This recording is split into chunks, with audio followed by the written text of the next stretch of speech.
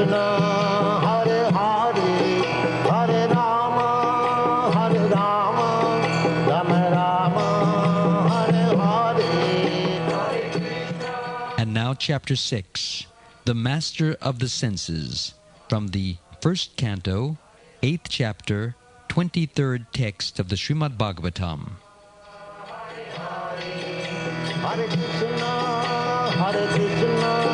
Krishna Krishna, Hare Hare, Hare Rama, Rama Rama.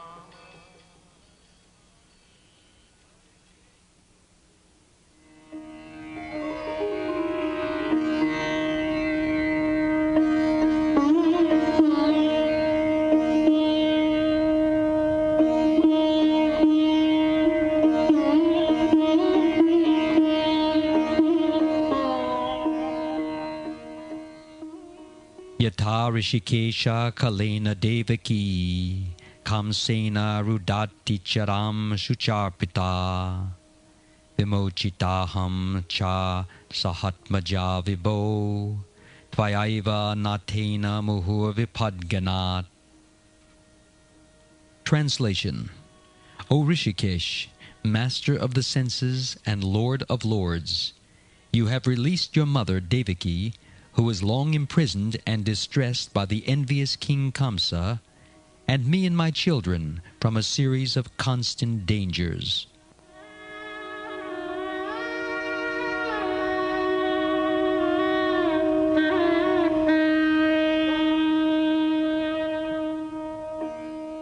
Purport by Srila Prabhupada. Devaki, the mother of Krishna and sister of King Kamsa, was put into prison along with her husband Vasudeva, because the envious king was afraid of being killed by Devaki's 8th son, Krishna. The king killed all the sons of Devaki who were born before Krishna, but Krishna escaped the danger of child slaughter because he was transferred to the house of Nanda Maharaj, Lord Krishna's foster father.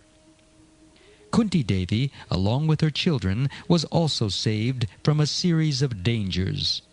But Kunti Devi was shown far more favor because Lord Krishna did not save the other children of Devaki, whereas he saved the children of Kunti Devi. This was done because Devaki's husband, Vasudeva, was living, whereas Kunti Devi was a widow, and there was none to help her except Krishna.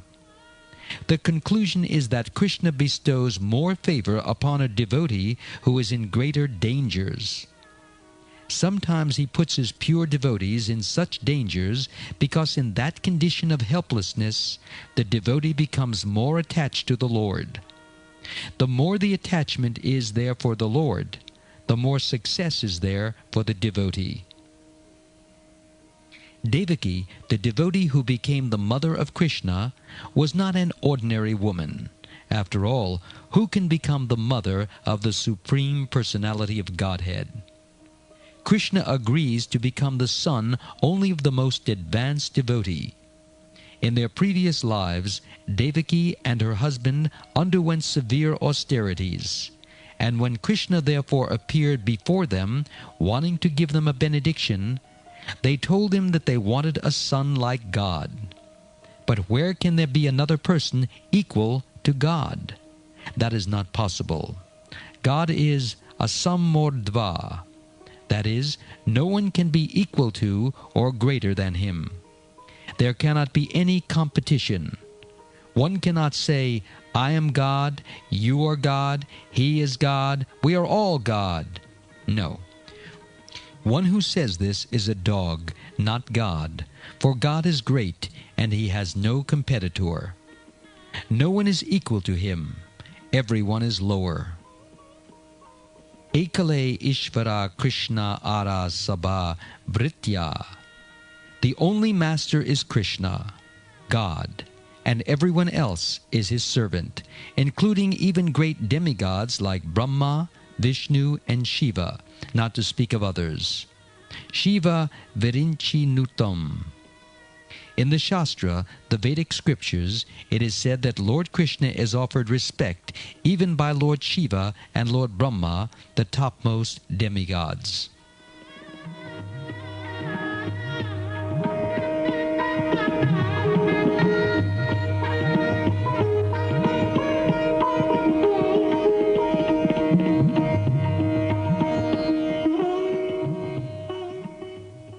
Above the human beings there are demigods. As we human beings are above the lower animals, above us there are demigods, the most important of whom are Lord Brahma and Lord Shiva. Lord Brahma is the creator of this universe. Lord Shiva is its destroyer. And Lord Vishnu, who is Krishna himself, is its maintainer. For the maintenance of this material world, there are three gunas, or modes of material nature.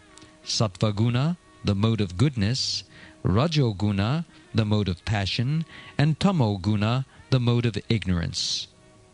Lord Vishnu, Lord Brahma, and Lord Shiva have each taken charge of one of these modes. Lord Vishnu of Sattva guna, Lord Brahma of Rajo guna, and Lord Shiva of Tamo guna. Yet these three controllers are not under the influence of the gunas. Just as the superintendent of a jail is not a prisoner but the controlling officer, so Lord Shiva, Lord Vishnu, and Lord Brahma control these three gunas and are not under the control of the gunas. But above all others, the supreme controller is Krishna, who is known as Rishikesha. The word Rishika means senses. We are enjoying our senses, but ultimately the controller of the senses is Krishna. Consider my hand, for example. I claim, this is my hand. I can fight you with a good fist. I am very much proud, but I am not the controller. The controller is Krishna, because if he withdraws my hand's power to act, the hand will be paralyzed. Although I claim it is my hand and I shall use it, when it is paralyzed I cannot do anything. Therefore I should understand that although I possess this hand by the grace of Krishna, I am not its controller. This is Krishna consciousness.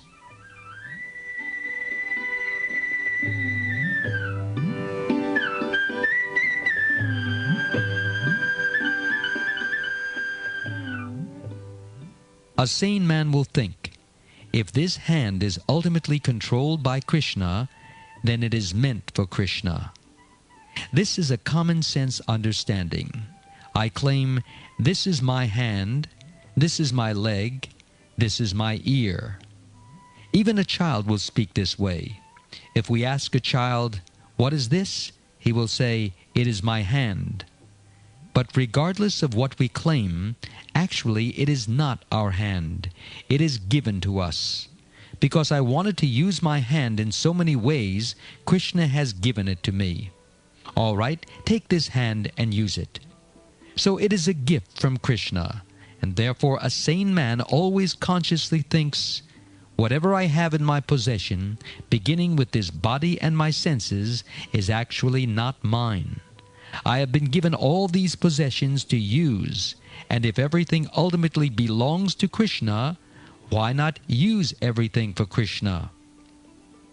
This is intelligence, and this is Krishna consciousness. Everyone is part and parcel of Krishna. Mamai vamsho jivaloke jivabhutaha. And therefore everyone's senses are also Krishna's. When we use the senses for Krishna's service, we attain the perfection of life. Therefore, Rishikena Rishikesha Sevanam Bhaktir Uchyate. When by our senses, Rishikena, we serve Rishikesha, the real master of the senses, that service is called Bhakti. Rishikesha Sevanam, not Rishika Sevanam, service to the supreme master of the senses, not to the senses themselves.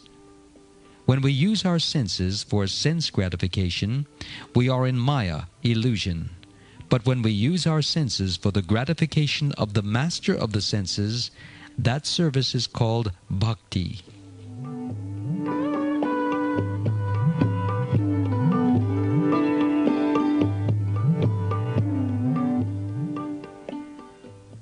In this material world, everyone is generally using his senses for sense gratification. That is Maya, illusion, and that is the cause of one's bondage. But when one comes to Krishna consciousness, when one becomes purified and understands that these senses are actually meant for satisfying Krishna, then he is a liberated person, Mukta Purusha. Iha yasya harer dasye karmana manasa gira Nikalas vapyavastasu jivan mukta sa uchyate.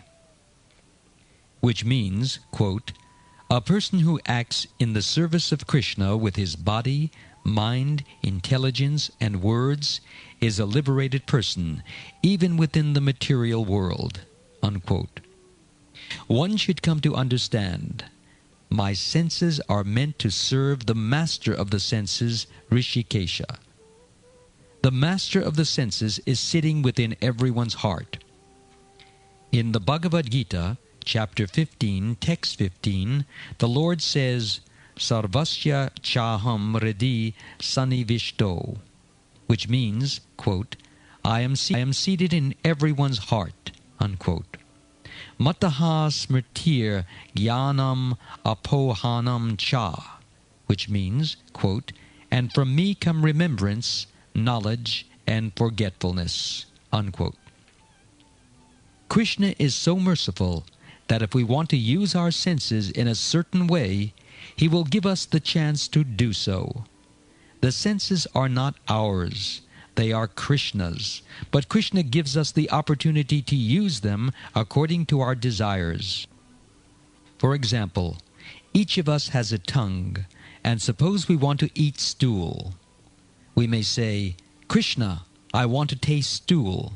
And Krishna will say, yes, take this body of a hog and eat stool. The Master is present, Krishna. He will give us an appropriate body and remind us, my dear living entity, you wanted to eat stool?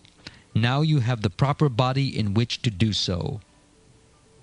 Similarly, if one wants to become a demigod, Krishna will give one a chance to do that also. There are 8,400,000 forms of life, and if one wants to engage one's senses in a particular type of body, Krishna will give one the chance. Come on, here is the body you want. Take it. But eventually, one will become exasperated by using one's senses. Ultimately, one will become senseless. Therefore, Krishna says, Sarva dharman parityajya mam ekam sharanam vraja. Don't act like this. Your senses are meant for serving me.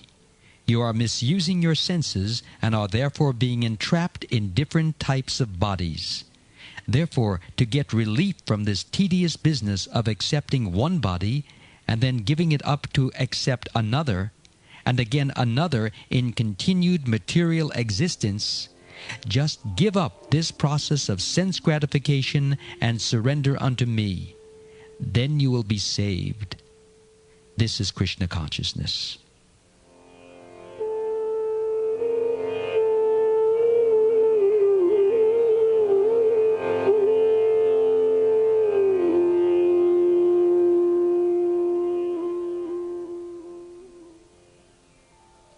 At the present moment, our senses are contaminated. I am thinking, I am an American, so my senses should be used for the service of my country, my society, my nation. Or else I am thinking, I am Indian, and my senses are Indian senses, and therefore they should be used for India. In ignorance, one does not know that the senses belong to Krishna. Instead, one thinks that one has American senses, Indian senses, or African senses. This is called Maya, illusion. In material life, the senses are covered by designations such as American, Indian, and African. But when our senses are no longer contaminated by all these designations, sarvopadhi vinirmuktam, bhakti begins. To think, I am an American, why shall I take to Krishna consciousness and worship a Hindu god, is foolishness. If one thinks, I am Muhammadan, I am Christian, or I am Hindu, one is in illusion. One must purify the senses so that one can understand, I am a spirit soul, and the Supreme Spirit Soul is Krishna. I am part and parcel of Krishna, and therefore it is my duty to serve Krishna. When one thinks in this way, one immediately becomes free. At that time, one is no longer American, Indian, African, this or that. At that time, one is Krishnaized, or Krishna conscious. That is what is wanted. Therefore, Kunti Devi says, My dear Krishna, Rishikesha, you are the master of the senses. For sense gratification, we have fallen into this material condition and are suffering in different varieties of life. Because this is the material world, even Krishna's mother was put into suffering. Devaki was so advanced that she became the mother of Krishna, but still she was put into difficulties by her own brother Kamsa. That is the nature of this material world. The living entities in this world are so jealous that if one's personal interest is hampered, one will immediately be ready to give trouble to others, even to one's nearest relatives.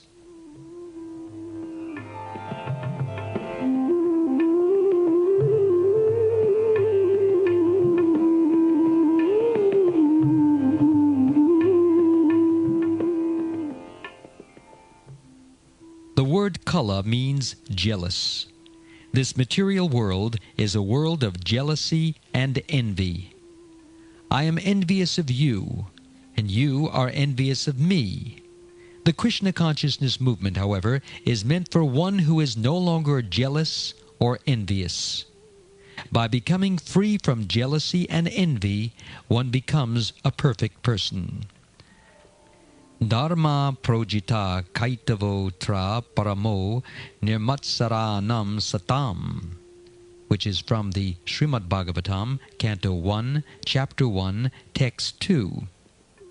Those who are jealous and envious are within this material world, and those who are not are in the spiritual world.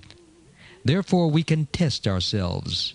If we are jealous or envious of our friends or other associates, we are in the material world.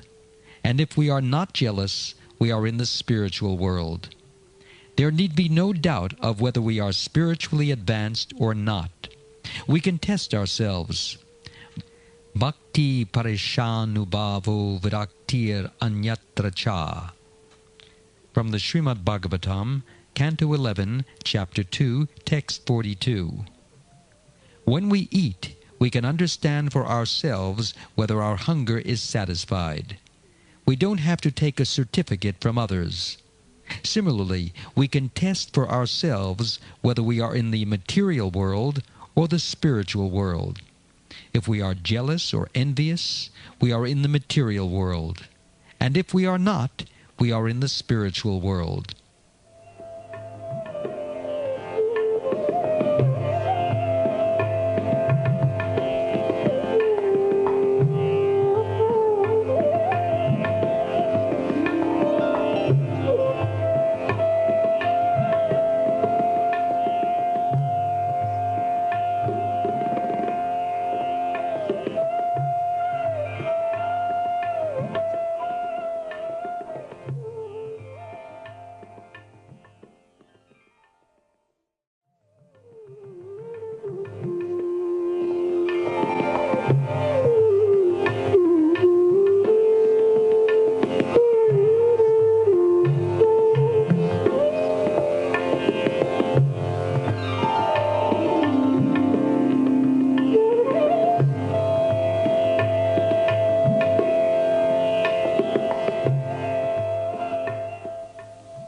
If one is not jealous, one can serve Krishna very well, because jealousy and envy begin with being jealous of Krishna.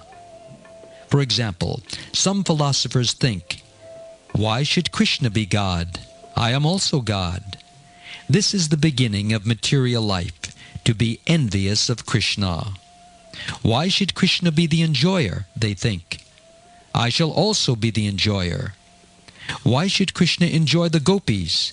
I shall become Krishna and make a society of gopis and enjoy. This is Maya. No one but Krishna can be the enjoyer. Krishna therefore says in Bhagavad-gita, Bhoktaram Yagya, I am the only enjoyer. If we supply ingredients for Krishna's enjoyment, we attain the perfection of life. But if we want to imitate Krishna, thinking, I shall become God and enjoy like him, then we are in Maya. Our natural position is to provide enjoyment for Krishna. In the spiritual world, for example, Krishna enjoys, and the gopis, the transcendental cowherd girls, supply the ingredients for Krishna's enjoyment. This is bhakti.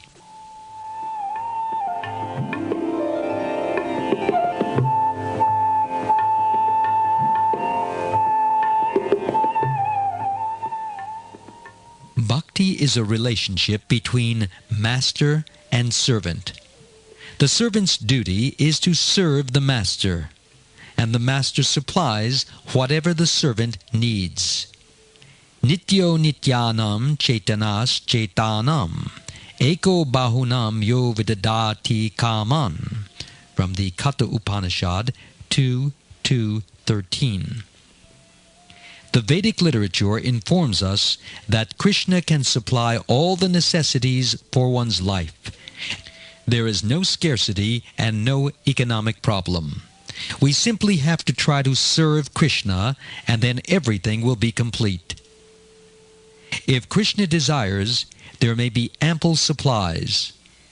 In America, for example, there is an ample supply of everything needed, although in other countries this is not so.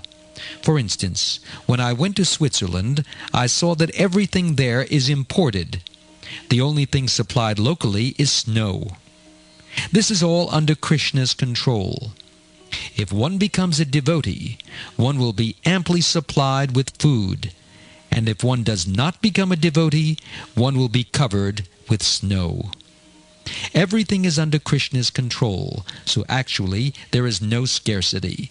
The only scarcity is a scarcity of Krishna consciousness. Of course, the world is full of dangers, but Kunti Devi says, because Devaki is your devotee, you saved her from the distresses imposed upon her by her envious brother.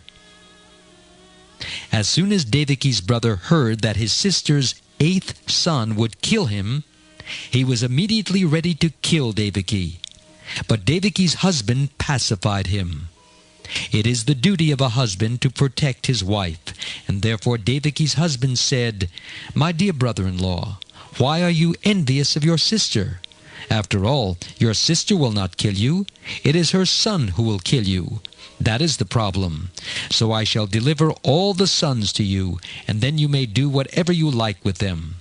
Why should you kill this innocent, newly married girl? She is your younger sister, and you should protect her, just as you would protect your daughter. Why should you kill her? In this way, he placated Kamsa, who believed Vasudeva's word that he would bring all the sons, so that if Kamsa wanted, he could kill them. Vasudeva thought, let me save the present situation. After all, if Kamsa later gets a nephew, he may forget this envy. But Kamsa never forgot. Instead, he kept Devaki and Vasudeva in prison for a long time, Aticharam, and killed all their sons. Finally, Krishna appeared and saved Vasudeva and Devaki.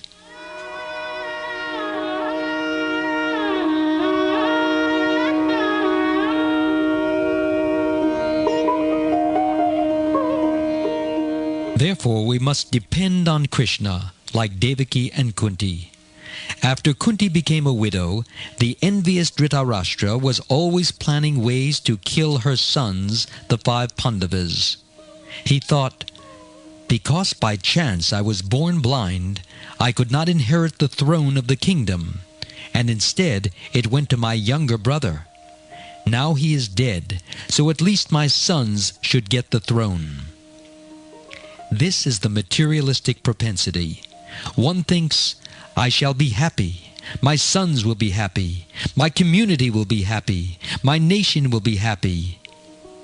This is extended selfishness.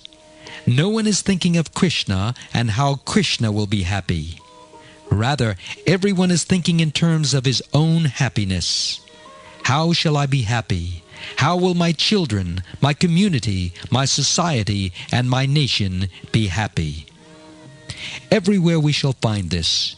Everyone is struggling for existence, not thinking of how Krishna will be happy. Krishna consciousness is very sublime. We should try to understand it from Srimad Bhagavatam and Bhagavad-gita, and try to engage our senses for the service of the master of the senses, Rishikena Rishikesha Sevanam. Then we shall actually be happy.